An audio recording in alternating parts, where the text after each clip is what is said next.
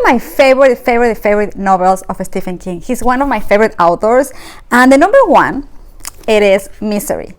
Misery is really like a novel who traumatized me and made me stop reading Stephen King for a little while because it was so much impact in my life. And we're following this woman, Amy, who she is obsessed about this writer. Somehow this writer had an accident and she goes and rescue him from the snow and decides to take care of him, right? But he is just a victim of her, because what she really wants is him to write a second novel of her favorite book of this author, and she's forcing him to do it. And she is just crazy person, is completely insane. She takes control over his life completely, even the when, how he's gonna pee, like he's putting him in the bed with no movements. Like she really takes from him every single part of the dignity, and he's trying to escape, right? He's trying to escape, but it's so impossible to do it while this woman has all the power. It's really interesting and insane knowing how this person Amy is, how her mind works, because we never know when she's gonna get mad, right? So she's talking to him and he's trying to try to like get to her brain and trying to escape, but anything that he said, like something completely bizarre or whatever, she gets crazy mad and she is punishing him like physically. So it is a really scary book. Really scary. And it also says why, how, and when Amy was found and why she's the way she is. It has like a little story about her personality, the sick person completely on her brain, and just to think to have someone like that over control my life, and you don't know what to do or what to say in order to don't get her like anger. It's just a lot. This is definitely one of the scariest book that I ever read from Stephen King. Two, that is my favorite book also from Stephen King. It's a really well-known novel, and I'm talking about The Shining.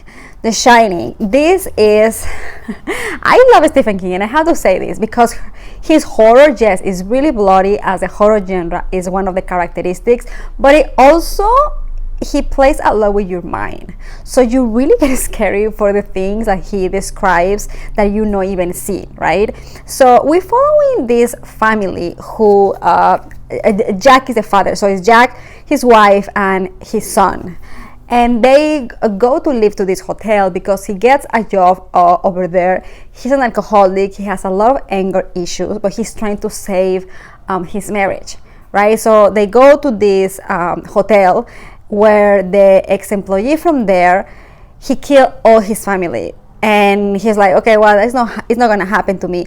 But in this hotel there's spirits from the guest, and his kid, his name is Danny, and everybody calls him Doc. Hey Doc, has this a gift where he can actually communicate with these spirits, and the isolation, everything transformed Jack in a monster. So all his demons, all his monsters, that all we have, right? We have the best and we have the worst in our personality, and all the worst these spirits take out from him, and he is gonna try to kill his wife, his son. It's just crazy. It's crazy. It's also a movie from this with Jack Nicholson. I really recommend the book because the movie starts on chapter 4.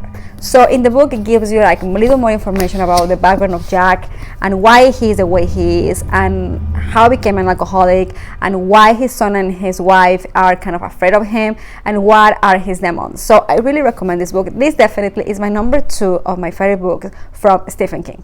The number 3 of the Stephen King books is one of his new novels, and I am talking to from Fairy Tale. Fairy Tale, I believe, in my opinion, that is the book that really took Stephen King out from his comfort zone, because I don't remember read a Stephen King book where actually it's completely fantasy.